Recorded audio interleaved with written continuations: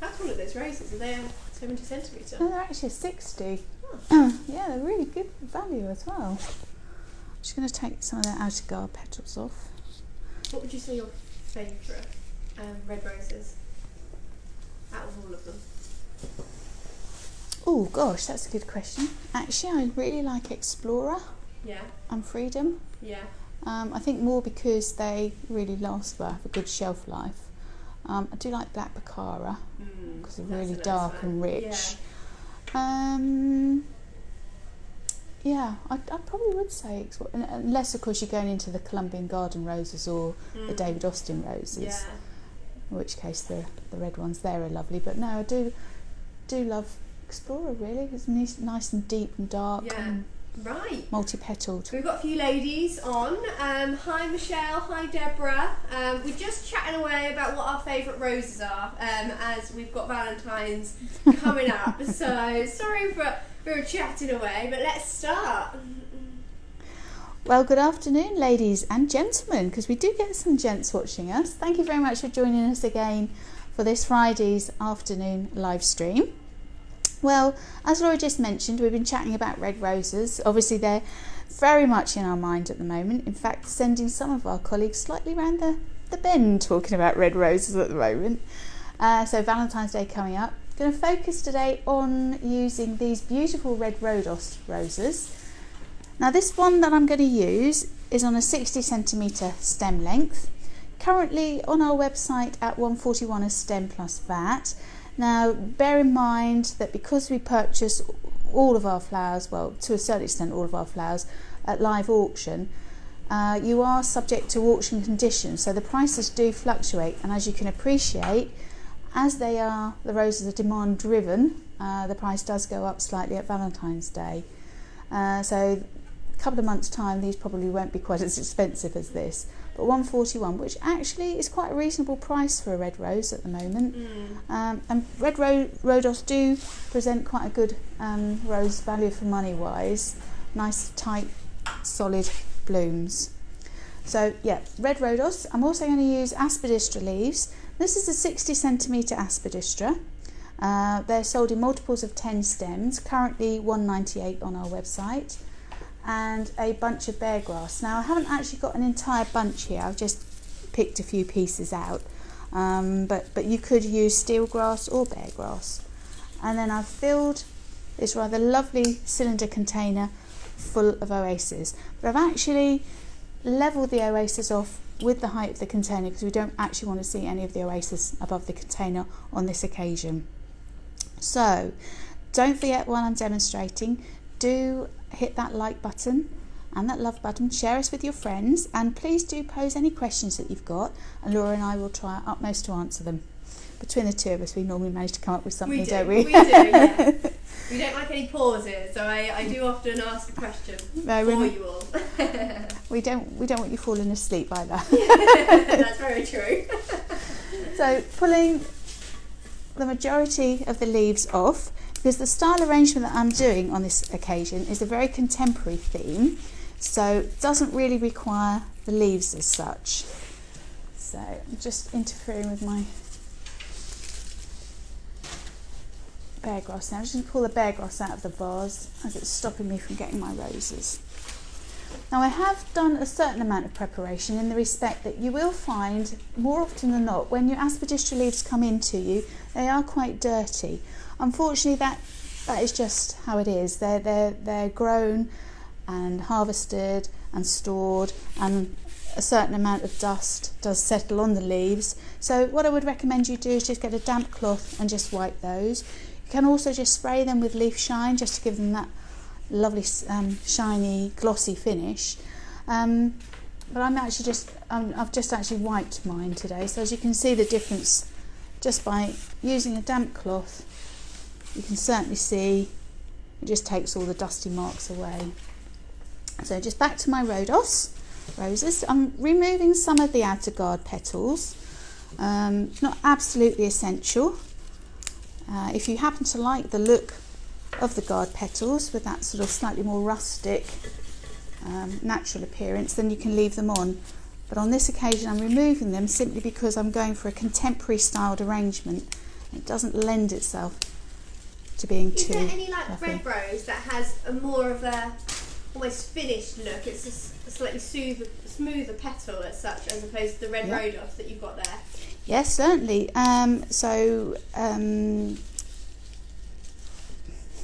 Yes. Oh God, I'm dead now for a moment. Okay, so Grand Prix has a much sleeker, smoother finish, and it has more of a velvet appearance to the petal. It's also quite multi-petaled, and it's a flatter rose. If you notice with red rhodos, the centre petals do slightly indent. Can you see what I mean by the middle? You can almost looks like you've pushed your finger in the centre of them.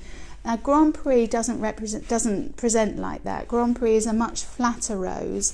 It opens more like that rather than a tulip shape. Rhodos tends to open more of a tulip shaped rose rather than a flatter rose. So Grand Prix is a flatter rose, Red Naomi is a flatter rose. They're both really lovely multi-petaled red roses. Grand Prix actually very popular with wedding work. Works very well alongside Avalanche, size-wise and shape-wise. So if you're doing red and white roses together, they nestle quite happily next to each other because they're very similar shape. Going back to the Explorer and the Freedom that I mentioned earlier, of roses that I quite like. Again, red rose wise, they don't open completely flat, but they don't open as a tulip shape. They kind of open more as a cup, I guess you'd say. They do develop very, very well. They're a good long-lasting rose, and their petals are a lot sleeker. So if you are using petals for petal confetti, sprinkling on the bed or on the carpet or something like that, or even as table confetti, the smoother petal ones tend to work a little bit better than the crinkly ones. The crinkly ones tend to dry very misshapen, so it's almost difficult to tell sometimes that they're actually a rose. So they've got some beautiful thick stems, the rhodos that you've got there. They have. These are actually, I think these are Kenyan, the ones I've got here. Very often if you buy the Colombian roses, for example, because they're grown at a higher altitude, the light levels are so much better, you tend to get a much bigger, thicker stem. Almost, as you say, that one's almost tree trunk-like. The Dutch ones this time of the year do tend to be a little bit weaker in their stems. So we've got a question about rainbow roses from Kerry. She says, are they grown like that or are they sprayed? How do you get that rainbow effect? So it's actually quite an intricate process. It's not something that we do here in-house. It's something that our suppliers in Holland do for us. Basically, they take a rose, they cut the stem into several slits, as it were, and each of that piece of stem is popped into a different colouring, and the rose drinks up, and that's how you get your rainbow coloured roses. Amazing, isn't it? It's actually a really intricate process. I don't know if you've ever tried at home possibly dyeing carnations, for example. If you cut a carnation and pop that into food dye, a white carnation obviously, you can get all sorts of colour tones. So if you've got a particularly difficult bride maybe that wants a specific colour, maybe that's a way to achieve it. Definitely. And it's a bit of fun as well, doing that at home. It's a nice activity to do. Absolutely, kids love it. Yeah. It's quite amazing how quickly the colour changes as well. Yeah. Definitely do it with white flowers though. Yeah. If you did it with, say, a red rose, it'd be a slightly trickier process. Definitely, and you won't get such an obvious result. You do. I know occasionally red roses are dyed to become black. So yeah, you do. You obviously, if you were to colour a red rose black as opposed to a white rose black, you're going to get a richer colouring finish on a red rose than you would the white. But 9 times out of 10, best to go with a white flower, really. We've got another question from Charlie, and she mentioned earlier that she watches every week. She loves our videos. Thank you, Charlie. Do these roses, so the red rhodos, do they have thorns? Well, actually, no. Well, they do, but insignificant thorns. Let me show you. So I've just pulled the leaves off there. Literally on that stem, just got one. Oh, two actually. Two little tiny ones, and they're really easy just to remove. And yeah, lovely, easy to handle.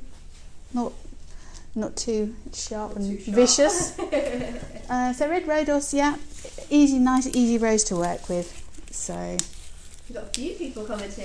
Excellent. We've got Zita who says she loves watching our videos and demonstrations. We've got Chris who's back again. He's watching from the Philippines. He is a regular on our videos. Wow. We've got George who says they're beautiful roses. Yeah, we've got quite a few. We've got Terry's joined us. He's watching. Make sure you say hello, comment in the box. We'd love to know who's watching. Please do. Actually, if I can take this moment just to thank you all so much for all the lovely comments that we keep getting about our live streams. Really lovely to receive, aren't they? Absolutely, yeah. And I'm actually going to get a phone call saying, "Oh, is this Debbie?" And yes, I should say that as well. Yeah, and it's really nice to talk to you. It's quite alarming actually when people ring up and say, "Oh, is that Debbie?" And I have no idea who I'm speaking to. But they're talking to me like they know me, so yeah, that's rather nice. So we'll start off with our roses. I filled the container, as I say, with Oasis already. Cutting the stems at an angle and slitting the stem up just to expose slightly more cells, more surface area to the water so they drink that little bit better. And I'm actually going to create a spiral.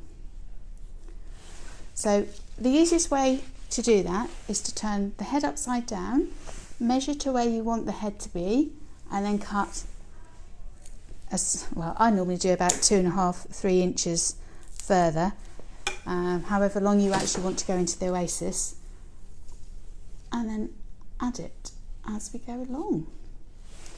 So yeah, just creating a spiral here. So please keep those questions coming.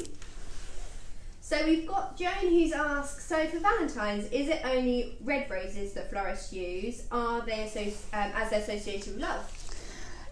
It's not just red roses. We tend, sorry, I'm going to just move that over just a smidge so you can see me a bit better. It's not just red roses because, quite honestly, not everybody loves red roses. So we do tend to use white. White's very popular. We do pink ones as well. And more often than not, because roses do tend to be slightly more expensive this time of the year, we often recommend doing a bouquet with possibly a single rose in and a selection of flowers. So if the recipient is particularly fond of lilies, say for example, perhaps a bouquet with a few lilies in and then just an occasional rose, just to signify the love element. And everybody is different. Not everybody always loves red roses, so I'm just going to turn this around just to give you an indication as to what I'm doing here. Now, I've laid the vase on rather a scruffy cloth here, just so I don't kill your ears every time. Yeah, exactly. Every time I turn it round, you don't get that screeching sound in your ear. So you can see how we've started to create that spiral. Just swing it back round again. Quite easily done, really, and it looks. Yeah, it's quite effective. Yeah. Yeah. That's exactly what I was going to say, Deb. We were saying earlier how we kind of read each other's minds now. We don't really have to. We started finishing each other's sentences, which is bizarre. Becoming like an old married couple soon. Oh dear. Yeah, as you can tell from watching, we have a really lovely team spirit here. We all get on so well, don't we? Absolutely. It works really well. So we've got some more comments. So we've got Donna, who's watching from Scotland. She says, love watching these videos as I've learned so much. And then we've also got Janet, Excellent. who also is watching. She always loves learning something new. Excellent. And don't forget, if you have got something specific that you'd like us to show. I'm getting little signals from Laura behind me. Move over. Sorry about that, guys. She does it on purpose. I'm trying to hide. Absolutely, I'm trying to hide behind my roses here. Okay, so I'm just going to swing this round just so you can see where we've gone up to. So you can see how that spiral's coming down and round. So when you're just quickly, Des, when you're placing them into the foam, I can see the almost like the front roses are slightly more angled. Is that right? Or yeah, it is. I've done that because when you view it, if you view it at that kind of angle, you don't really want to see just the side of the rose. You actually want to see the nice bloom. Yeah. So I've angled it slightly so you get a better visual of it, really. Okay. Just noticed. Okay, so I was also going to mention that we're actually focusing on flowers of the month as well within the company, aren't we? Yeah. So don't forget to look out for our flower of the month on YouTube and on Facebook. So we've got lots of videos. So this month is roses, of course. And we've got lots, so we've done a few already. We've done an introduction to roses, so showing you the differences between different sizes of roses, and we've also got conditioning one for roses. Lots of tips and hints on how, if your the rose hair goes slightly droopy, lots of tips on how you can what's the word? Rectify it, that's the word. Bring them back to life. Absolutely. And a few how-to guides. We've got a heart, we've got a hat box, a little bud vase. So lots of inspiration for you all for the roses of the month. Yeah, and we've also got a huge amount of different designs. We were actually working on our diary earlier on before we started our live stream today. We have a huge amount of live videos that we're going to bring out with some really exciting designs. So yeah, do keep aware of what's happening. Have a little look on our events page. What we're going to try and do as well, which hopefully will make you, encourage you hopefully to do the arrangements alongside of us, is we'll actually be putting the recipes on our events page. So just check the week before to confirm what we're doing. Check out the recipes and you can do them alongside of us if you want to. Yeah. We're going to be focusing on London Fashion Week coming Next up week, as well. Next week. It has to be said, I am not really a good advocate for Fashion Week. No. Some of the younger members of the team do really love to follow Fashion Week. So yeah, we're going to be focusing on London Fashion Week. So do have a little look and see what we're going to do for that. So that will be quite funky and quite interesting. Just to say, it's not live just yet on our events page, so don't go over there just yet. But we've had a look and we're doing all the schedules, so take a look, say, after the weekend, and hopefully it will be up live for you to all see what's coming up. Indeed. Yes, we've got some quite exciting designs, really innovative ones. Yeah.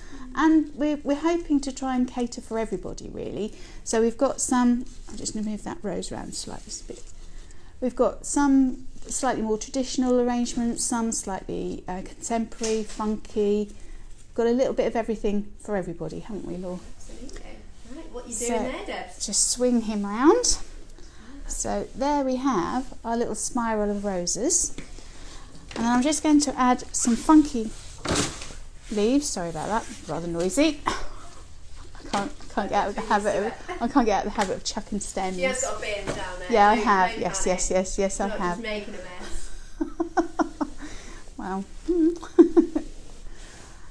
Okay, so with my aspidistras, now what you can do, I'm just going to move this to one side so you can see what I'm doing. You can tape them, as I have shown you on previous occasions. So just a tiny little piece of pop tape, bend the aspidistra back on itself and literally tape it.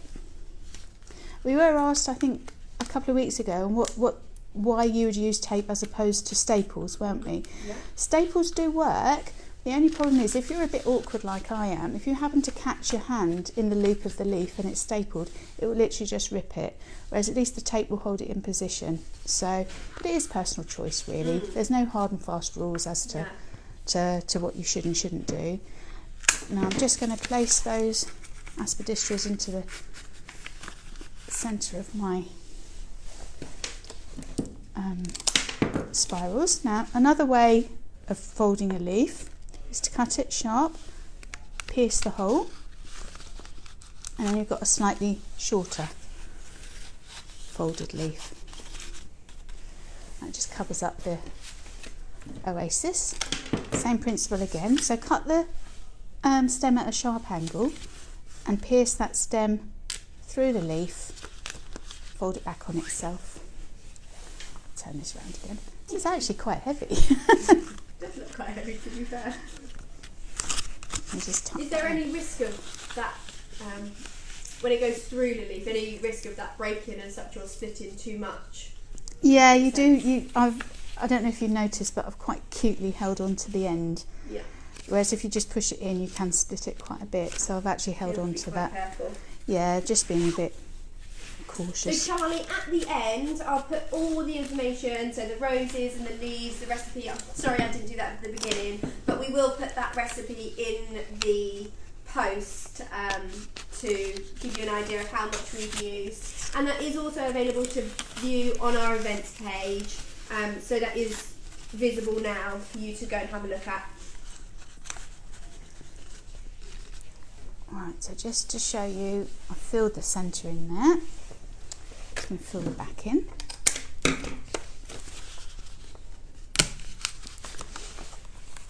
It's a bit quicker to do them folded like that as well. You don't have the labour of no, exactly. taping them all. And it's biodegradable then as well. You've got no plastic. No plastic. Right, just swing that back round. Now, just going to add some beargrass just to give it that accent, and actually what you'll see is I'm doing it so that it actually helps to reinforce the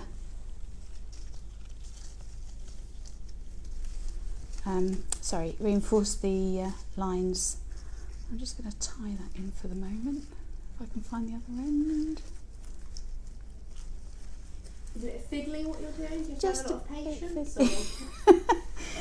Yeah, you do have to have a bit of patience, to be fair. I'm going to tape it in with a tiny little bit of pot tape. Yeah, no, I'm fairly patient with flowers. Flowers are a really good thing to work with because they don't answer back, unlike children or dogs. No, you're good. You're good. You're good. So you can see how I've just added those two pieces in just to reinforce that line. So you literally just tied it onto the rose? Yep, literally, well, taped it actually. Oh, taped it, sorry. Yep, yep. I was going to tie it, but the beargrass is not playing a game today, so. And then the other one, just tuck that in behind there. And the same principle again. Literally just tiny little piece of pot tape. Take that into position. And then we can cut that off.